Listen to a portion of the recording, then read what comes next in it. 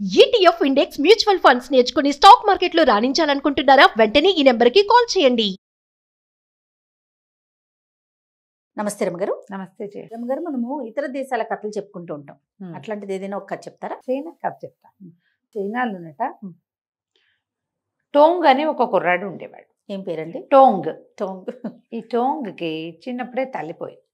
అయితే తండ్రి కొంచెం పెద్దవాడి, తనకు 18-19 సంవత్సరాలు వచ్చేదాకా ఆ తండ్రి ఇంకో పెళ్లి చేసుకోకుండా ఈ పిల్లవాడిని చక్కగా ఆరోగ్యంగా తెలివిగా కొంచెం ఏదో కొంత చదువు చెప్పి, ఆ కాలంలో అంత చదువేం లేదు, లెక్క డెక్క వచ్చేలాగా అపురూపంగా పెంచుకున్నాడు. ఒక 24-23 సంవత్సరాలు వచ్చేసరికి తండ్రి కాస్త గతించాడు. గతిస్తే వీళ్ళు పేదవాళ్ళు.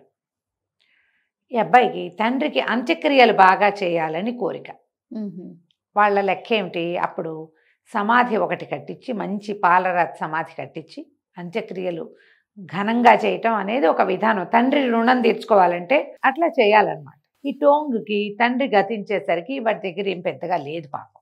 ఓకే. అయ్యో ఇట్లా తండ్రికి ఇంత బాగా చూసుకున్నాడు, వేరే ఇతర స్త్రీ చేతిలో పడితే నేను బాధపడతానేమో పిల్లాడినని నన్ను కష్టపడి పెంచాడు, ఇంత పెద్దవాడిని చేశాడు, ఈ తండ్రి రుణం తీర్చుకోవాలి. డబ్బెట్లా ఏదైనా చెయ్యాలంటే డబ్బేగా ప్రతిదానికిను. బాగా ఆలోచించి టోంగ్ ఏం చేశాడు, అక్కడ ఆ కాలంలో బానిసల్ని కొనటం అనేది ఒకటి పద్ధతి ఉండేది. బానిస అంటే పనిచేసేందుకు ఒక మనిషిని కొనుక్కోవటం. ఈ పని ఒక కుర్రాన్ని కొనుక్కుంటే ఒక 5 సంవత్సరాల పాటు కొనుక్కున్నారనుకో, ఈ 5 ఏళ్లకి వాళ్ళు ఎంత మదుపు పెట్టారో అంత డబ్బు ఇచ్చేస్తే కుర్రాళ్ళని వదిలేసేవాళ్ళు. ఆ 5 ఏళ్ళు వాళ్ళ ఇంట్లో ఉండి వాళ్ళ పనులన్నీ చేసి పెట్టడం. ఇట్లా సంస్థలు కూడా పిల్లల్ని వేరే వాళ్ళకి పనికి పాటకి అప్పచెప్పేవాళ్ళు. అందులో భార్యలుగా కొనుక్కోవటము, దాసదాసీగణంగా పనివాళ్ళుగా, అంటే ఏదైనా ప్రత్యేకమైన ఫ్యాక్టరీల వాళ్ళైతే ఆ పని వచ్చిన వాడిని కూడా ఒక 5 ఏళ్ళు ఆ పార్టీని పెట్టుకునేవాళ్ళు. ఆ డబ్బు ఇచ్చేసేవాళ్ళు మొదట. ఆ డబ్బుతో ఈ పనికి ఏ కుర్రాడైతే వచ్చాడో వాడి కుటుంబానికి అది ఉపయోగపడేది. సంస్థలు కూడా ఉండేవాట. ఓకే. ఈ టోంగ్ ఏం చేశాడు, తనని తను బానిసగా అమ్ముకోవటానికి ఒక రేటు కుదుర్చుకున్నాడు. కుదుర్చుకుని ఆ జనాల్ని అమ్మేది. ఇప్పుడు మనకి ఇక్కడ అడ్డా మీదకి వెళ్తారు, పొద్దుటిపూట కూలీలు దొరుకుతారుగా, అట్లా అక్కడ కూలీలు దొరికే ప్లేస్ ఒకటి ఉండేదట. వీడు తన మెళ్ళో ఒక అట్టకట్టి వేసుకుని నా రేటు ఇంత అని రాసుకున్నాడు. 2-3 రోజుల్లో జనామో ఇంత రేటా, కుర్రాడైతే మాత్రం ఎవరు వాడిని పాడుకోవాలి, ఆ రేటుకి తీసుకోవాలి.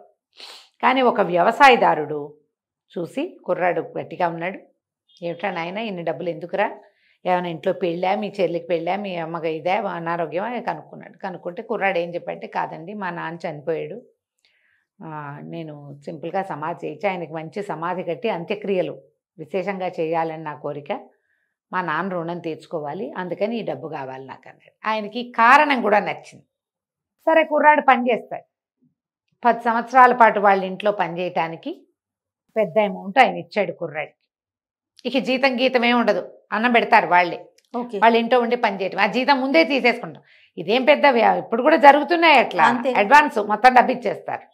ఆ డబ్బు తీసుకుని టోంగు ఆయనకు ఒక సమయం చెప్పి, సరే తన ఊరెళ్ళి మరి నాన్నకి అంత్యక్రియలు అది విశేషంగా చేసి, ఏదో ఇంతమందికి భోజనం పెట్టడం అలాంటివి కూడా ఉంటాయి, అవన్నీ చేసి తండ్రికి ఒక మంచి సమాధి కట్టించి, కొద్దిగా 4 రూపాయలు మిగిలితే దాన్ని దాచిపెట్టుకుని పనిలో చేరాడు.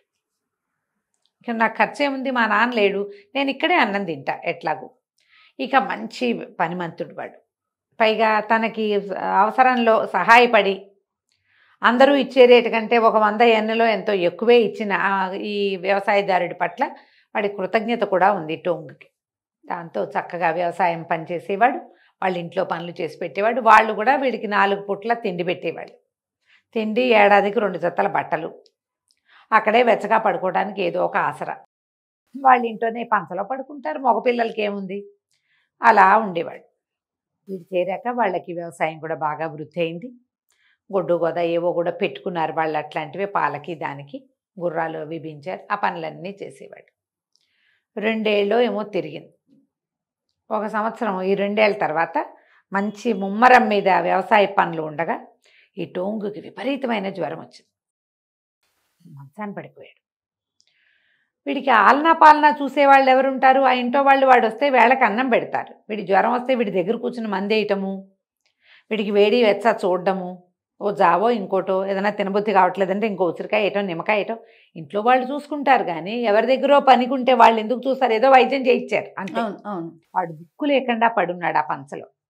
అయితే ఒకనాటి మధ్యాహ్నం వాడికి తెలిసింది ఎవరో ఒక మెత్తటి చెయ్యి ఉన్న ఆడమనిషి తన పక్కన కూర్చుంది. వీడు తల నిమురుతోంది. తలకాయ విపరీతమైన నొప్పి. తల నిమురుతూ ఉంది. ఆ మెత్తగా హాయిగా చల్లటి ఆ స్పర్శ వాడికి చాలా సంతోషాన్ని ఇచ్చింది. కాసేపటి తలనొప్పి తగ్గి నిద్రపోయాడు. వాడు లేచేసరికి ఆవిడ జావేదో పట్టుకొచ్చి ఇచ్చింది. నువ్వెవరు అన్నాడు. ఎవరోలే, నువ్వు ఇట్ట పడున్నావని నీకు సహాయం చేయటానికి వచ్చానంది. లీ ఆ అమ్మాయి పేరు. ఆ లీ తప్ప ఇంకేమీ లేదు. వేరేవేం చెప్పాల. ఆ అమ్మాయి చక్కగా అందంగా ఉండేది.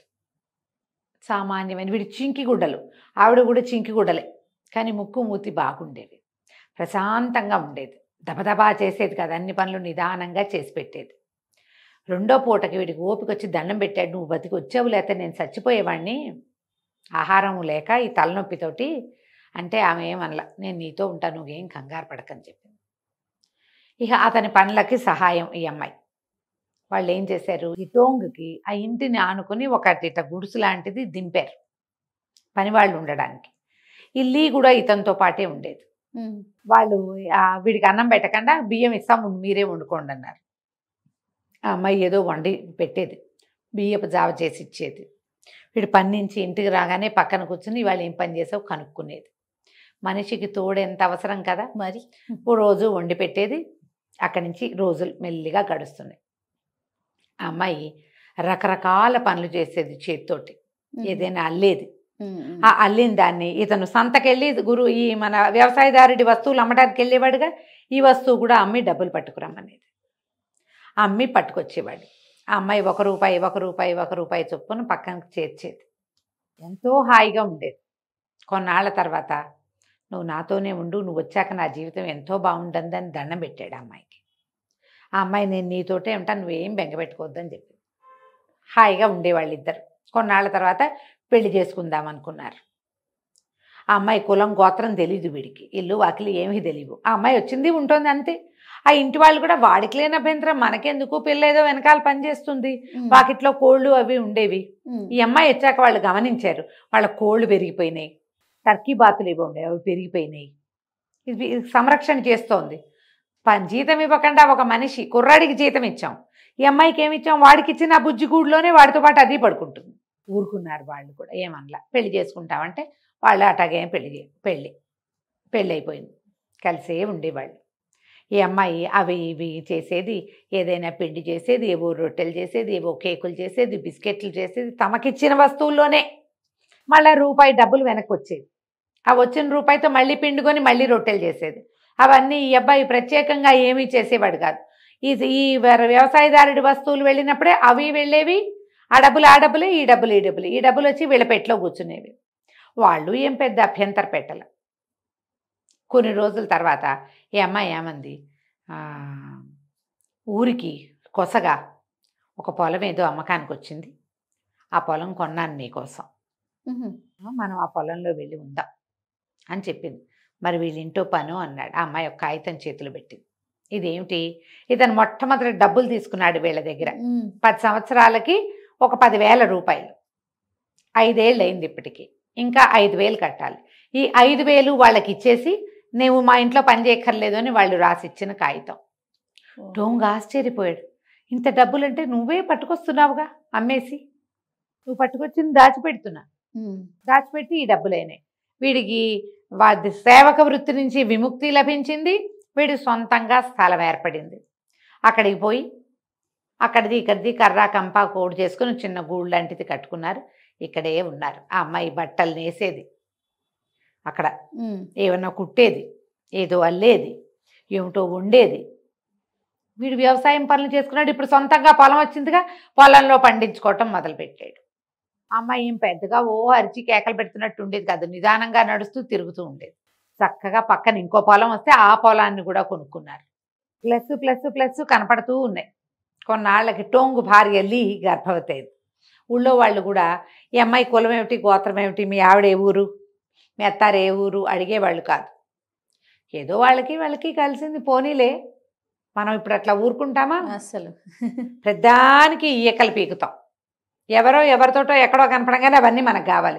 ప్రపంచం అందరికీ కావాలి. ఈ అబ్బాయి ఎందుకు వాళ్ళతో ఉన్నాడు, ఆ అమ్మాయి ఎందుకు వీళ్ళతోటి ఉంది. మన ఇంట్లో సంగతులు ఎవ్వరికీ చెప్పాం. మన ఎవ్వరూ జడ్జి చేయకూడదు. మనం మాత్రం అందరినీ జడ్జి చేస్తాం. ప్రతి వాళ్ళ గురించి మనమే మాట్లాడతాం. ఏదో వాళ్ళ ఇష్టం పోని అనుకునేవాళ్ళు కాదు, అనుకునేవాళ్ళు లేరు ఇప్పుడు. అవును. కానీ మన సొంత విషయం మాత్రం ఎవరు జడ్జి చేయకూడదని చాలా గట్టిగా చెప్తాం మనం. నా విషయం వీళ్ళకెందుకు అనిపిస్తుంది, మాకు చెప్పకూడదు, మమ్మల్ని అడగకూడదు. మనం మాత్రం ప్రపంచం మీద అన్నీ మాట్లాడతాం. అప్పుడు మాత్రం వాళ్ళు అడిగేవాళ్ళు కాదు. కొన్నాళ్ళకి ఈ టోంగు భార్యమై గర్భవతి అయింది కదా, జీవితం చక్క ప్రశాంతంగా, పనులు కొంచెం ఆగినాయి. ఈ అమ్మాయి అల్లకాలు గిల్లకాలు లేవు. కొన్నాళ్ళకి ఆ అమ్మాయి కన్నది.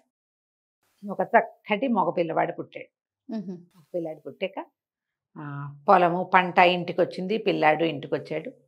ఒకనాటి సాయంకాలం ఆ అమ్మాయి ఏం చేసింది, పిల్లాడు కొంచెం 5-6 నెలలు వచ్చినాయి, ఇతర పదార్థాలు తింటా మొదలుపెట్టాడు. పిల్లాడిని ఎత్తి ఇతని చేతిలో పెట్టి, నువ్వు నన్ను ఎప్పుడూ అడగలేదు, నేను ఎక్కడి నుంచి వచ్చానో నీకు తెలియదు, మా అమ్మ నాన్న ఎవరో తెలియదు, నువ్వు అడగలేదు, ఈ ఊరు వాళ్ళు కూడా ఎవరు నన్ను అడగల. నేను నీకు సహాయంగా ఉండటానికి వచ్చా. నీ పితృభక్తికి మెచ్చి భగవంతుడు నన్ను నీకు పంపించాడు. వాడు ఎలా చింకి గుడ్డలు కట్టుకుని ఉన్నాడో ఆ అమ్మాయి కూడా అలాగే ఉండేది. వాడు కొంచెం బెటర్ అయ్యాడు, ఆ అమ్మాయి బెటర్ అయింది. నీ పితృభక్తి వల్ల నీకు సహాయం చేయటానికి నన్ను భగవంతుడే పంపించాడు, దేవదూత ఆ అమ్మాయి. అయితే నీకు తోడుగా ఉండడానికి నీకెవ్వరు లేరు, తోడుగా ఉండటానికి ఒక కుమారుణ్ణి నీకు అప్పచెప్తున్నాను. ఈ పిల్లవాడిని పెంచుకో, వీడే నీకు ఇంకా తోడు. నీ పొలము, నీ ఇల్లు వాకిలి నీకు ఏర్పడ్డాయి, నువ్వు సంతోషంగా జీవించు. నీ పితృభక్తికి భగవంతుడు మెచ్చి నీకు ఈ అవకాశం ఇచ్చాడు అని చెప్పింది. సంధ్య వెలుగుల్లో ఆ అమ్మాయి మాయమైపోవటాన్ని అతను చూశాడు. తల్లి అవసరం లేని చంటి పిల్లాడి తన చేతిలో ఉన్నాడు. దేవుడికి దండం పెట్టుకున్నాడు. తర్వాత ఇతను ఇంకా పెళ్లి చేసుకున్నాడో, పిల్లల్ని కన్నాడో, గొడ్డు గోదా పెంచుకున్నాడో, పిల్లాడికి పెళ్లి చేశాడో అదంతా చెప్పరు ఆ కథలో. పితృభక్తి ఇలాంటి ఫలితాన్ని ఇస్తుంది. అది మెయిన్ ప్రధానంగా చాలా ప్రధానమైంది అదే. ఎప్పుడు కూడా ఏది మనకి ఇట్లాగా దైవం ప్రత్యక్షమయ్యి దైవదూత వచ్చేసి మన ఇంట్లో కూర్చుని ఇట్లా జరగదు. ఇది కథ కాబట్టి ఇలా కనపడుతుంది. కానీ మనకి అయాచితంగా సహాయం లభిస్తుంది. అసంకల్పితంగా మన పనులు అవుతాయి. మనకి ఎవరో ఒకళ్ళు వస్తారు. అది ఎప్పుడు నీలో సరి అయిన ప్రవర్తన, ధర్మవర్తన, అమ్మా నాన్న పట్ల అభిమానం, మర్యాద, గౌరవం, ఈ జీవితం నాకు వీళ్ళ వల్ల లభించిందనే ఒక ప్రగాఢమైన విశ్వాసం అంటే నీకు సహాయం లభిస్తుంది. భగవంతుడు మెచ్చే గుణం ఇది. ఆ గుణాన్ని మెచ్చి ఇట్లా ఇప్పుడు మనిషిని పంపించక్కర్లా, ఎవరో ఒకళ్ళు వస్తారు. అది కదా, ఆలోచించండి, పెద్దవాళ్ళని గౌరవించండి. ఆటోమేటిక్గా మీకు కావాల్సింది వస్తుంది దాని అంతటది. ఇవాళ రాకపోతే రేపు. ఇది టోంగు కొంతకాలం పనిచేసాక వచ్చింది అతనికి. అవును, వెంటనే ఊడిపడిపోదు. ఆకాశం నుంచి నిన్ను పరీక్షిస్తాడు భగవంతుడు. నీ పరీక్షాకాలం పూర్తయి నువ్వు పరీక్షకి నిలబడితే నీకు రావాల్సిన సహాయం నీకు కావాల్సింది కాదు, రావాల్సిందే నీ దగ్గరికి వస్తుంది. చాలా బాగుంది. మన ఇంటికి. రైట్ అమ్మ గారు, నమస్తే. నమస్తే.